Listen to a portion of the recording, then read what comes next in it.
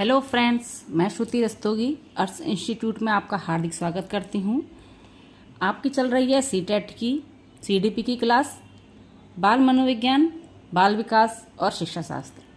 तो बच्चों, यहाँ पर हमने जो है अपनी पिछली वीडियो में पाठ्यक्रम सबसे पहले देखा हुआ है कि इसमें क्या क्या आएगा। अगर आपने नहीं देखा है तो जाकर देख लीजिए, क्योंकि उसी से हमें मालूम पड़ता है कि हमें क्या क्या विषय पढ़ने हैं। इसके बाद हमने बेसिक से आपको पहले पाठ से लेकर अध्ययन कराया है और आज का हमारा चैप्टर रहेगा अभिप्रेरणा।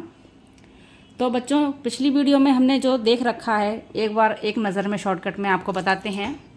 सबसे पहले हमने पाठ्यक्रम को देखा है, उसके बाद हमने शिक्षा मनोविज्ञान का एक परिचय आपको बताया, जिसमें हमने शिक्षा का और मनोविज्ञान का आपको अर्थ, व्युत्पत्ति, मनोविज्ञान के कार्यक्षेत्र, कक्षा कक्ष में इसका उपयोग और परिभाषाएं आदि बताई थीं। अगला चैप्टर हमारा था बाल विकास की अवधारणा का, और इसमें बाल विकास का अधिगम से संबंध, जिसमें हमने अवधारणा और वृद्धि विकास में अंतर देखा था, वृद्धि विकास के सिद्धांतों को बताया था। फिर अगला चैप्टर हमारा था विकास की अवस्थाओं का, जिसमें हमने गर्भावस्था, शैशवावस्था, बाल अवस्था, प्रौढ़ावस्था, वृद्धावस्था, किशोरावस्था आदि का हमने उसमें अध्ययन किया था। पांचवा हमारा अध्याय रहा था अगला मनोविज्ञान के संप्रदाय का, जिसमें हमने संरचनावाद, प्रकार्यवाद, व्यवहारवाद, मनोविश्लेषणात्मक व गेस्टाल्टवाद की जानकारी आपको दी थी। अगला रहा था हमारा अधिगम व अधिगम के सिद्धांतों का, जिसमें हमने विभिन्न परिभाषाएं आपको अधिगम की दी थी और अधिगम की प्रभावशाली विधियां उसमें बताई थीं, और अधिगम के उसमें विभिन्न प्रकार के सिद्धांतों का भी उसमें हमने चर्चा की थी और आपको बताया था। इसमें हमारा जो है थार्नडाइक का सिद्धांत, पावलोव का सिद्धांत, जीन पियाजे का सिद्धांत, कोहलर आदि के सिद्धांत को उसमें हमने जाना था। अगला चैप्टर हमारा रहा था बुद्धि का, जिसमें बुद्धि की परिभाषा, अर्थ, मूर्त बुद्धि, अमूर्त बुद्धि, सामाजिक बुद्धि और बुद्धि के सिद्धांत, बुद्धि परीक्षण, आईक्यू, बुद्धि लब्धि आदि के बारे में और वृद्धि सारणी के बारे में चर्चा की थी। उसके बाद हमारा रहा था स्मृति व विस्मृति का चैप्टर, जिसमें हमने स्मृति की परिभाषा, स्मृति के प्रकार, विशेषताएं, अच्छी स्मृति के लक्षण, और उसके बाद परस्पर संबंध, नियम व मूल्य नियम, गौण नियम, विस्मरण का और अर्थ, विस्मरण की परिभाषा, सक्रिय निष्क्रिय विस्मरण आदि के बारे में जाना था। फिर हमने जो है अध्ययन किया था रुचि का, रुचि की परिभाषा जानी थी, रुचि के प्रकार, जन्मजात रुचि और अर्जित रुचि के बारे में आपको बताया था। फिर रुचि परीक्षण, व्यावसायिक रुचि मापन और समान रुचि मापन के बारे में भी हम आपसे चर्चा कर चुके हैं। उसके बाद हमारा अभी जो हमने इससे पहले का आपको पाठ पढ़ाया था वह था ध्यान की अवधारणा। उसमें हमने जाना था ध्यान के कार्य, ध्यान का अर्थ, ध्यान के प्रकार, ध्यान को प्रभावित करने वाले कारक, आंतरिक कारक और बाह्य कारक। तो यहाँ तक हम आपको अध्ययन करवा चुके हैं। इसके पश्चात अब आज का हमारा टॉपिक है अभिप्रेरणा। अभिप्रेरणा चलिए स्टार्ट करते हैं। यदि आप हमारे चैनल पर पहली बार आए हैं तो चैनल को सब्सक्राइब कर लीजिए, जिससे आने वाली सभी वीडियो आप तक आराम से पहुंच जाएं और आप उसका लाभ ले पाएं। तो बच्चों, सबसे पहले हम अभिप्रेरणा की उत्पत्ति देखेंगे। मोटिवेशन कहते हैं अभिप्रेरणा को। मोटिवेशन शब्द की उत्पत्ति लैटिन भाषा के मोटेम शब्द से हुई है, जिसका अर्थ होता है टू मूव, यानी कि गति करना। वह सभी कार्य जो व्यक्ति के व्यवहार को गति प्रदान करते हैं अभिप्रेरणा कहलाते हैं। प्रेरणा एक संक्रिया है जो जीव को क्रिया के प्रति उत्तेजित करती है या उकसाती है। स्किनर ने कहा है अभिप्रेरणा अधिगम का सर्वोत्तम राजमार्ग है, और गिलफोर्ड के अनुसार प्रेरणा एक आंतरिक दशा या कारक है जिसकी प्रवृत्ति क्रिया को आरंभ करने या बनाए रखने में होती है, यानी कि मोटिवेशन देना या बढ़ाए रखना।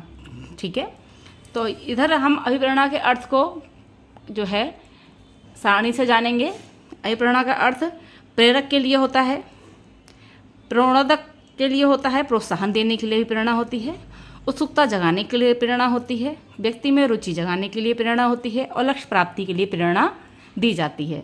तो यहाँ पर शॉर्टकट में आपको एक बॉक्स बनाकर समझाया गया है प्रेरणा कहाँ कहाँ हमारी जो है उपयोगी माध्यम है, सिद्ध होती है।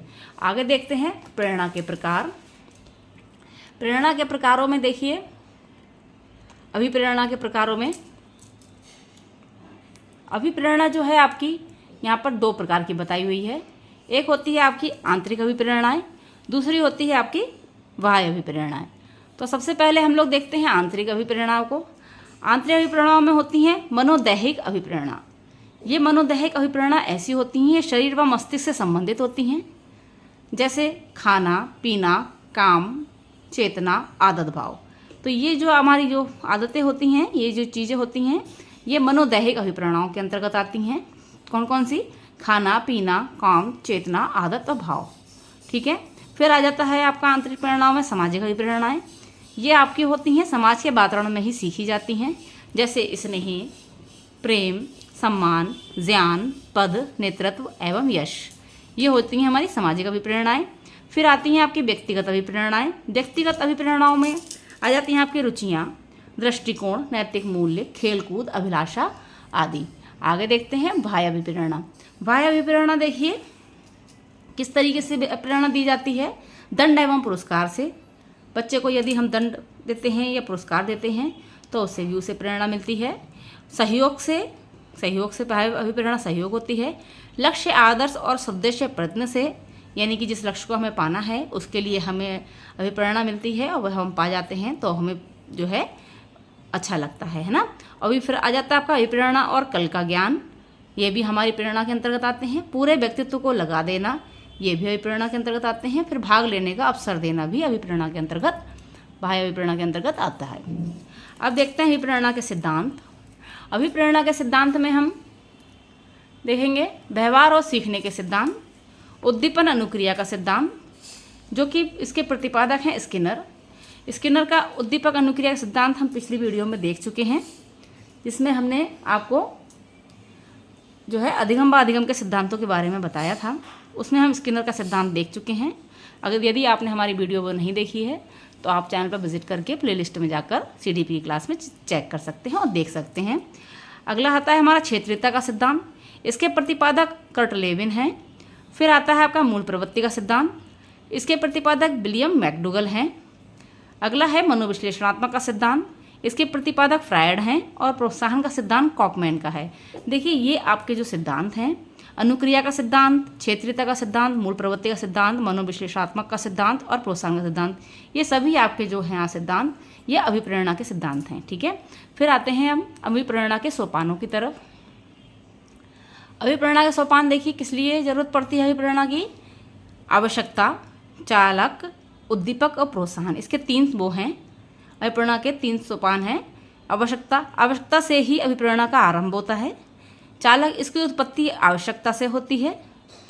और उद्दीपक आवश्यकता चालक को संतुष्टि देता है, यानी कि अभिप्रेरणा जब हमें आवश्यकता होती है तब अभिप्रेरणा की जरूरत पड़ती है और चालक को इसकी जरूरत पड़ती है, आवश्यकता होती है। और अभिप्रेरणा से क्या होता है? चालक को संतुष्टि प्राप्त होती है, वह अपने लक्ष्य को पा जाता है। ठीक है।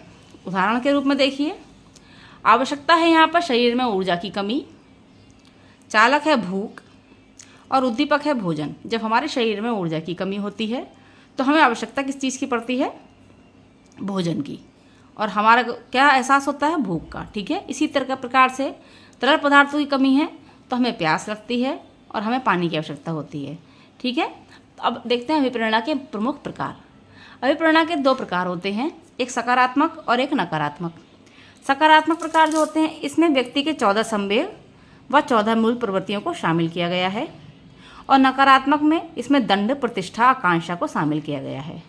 तो यहाँ पर जो अभिप्रेरणा के मुख्य सकारात्मक प्रभाव हैं, इसमें जो 14 संवेग हैं ये हम आपको नेक्स्ट वीडियो में देंगे, क्योंकि हमारा अगला चैप्टर संवेग है। तो हमने अब तक जाना अभिप्रेरणा के अर्थ को, प्रकार को, आंतरिक अभिप्रेरणाएं और बाह्य अभिप्रेरणाएं को, अभिप्रेरणा के सिद्धांत को, सोपान को और अभिप्रेरणा के मुख्य प्रकारों को। तो आशा करते हैं आपको समझ में आई होगी और हमारे साथ बने रहें, क्योंकि आपकी बेसिक से तैयारी चल रही है और पहले पार्ट से हम आपको लेकर चल रही हैं। CTET की क्लास है और हमारे चैनल पर हिंदी की, CDP की, EVS की और संस्कृत की 4 सब्जेक्ट की क्लासेस चल रही हैं। तो हमारे साथ बने रहें। और CTET का एग्ज़ाम की अभी आपकी फार्म भरने की डेट भी चल रही है, अभी निकली नहीं है। इसकी डेट जो है आपकी 17 अक्टूबर तक तो आपकी फार्म भरने की डेट है।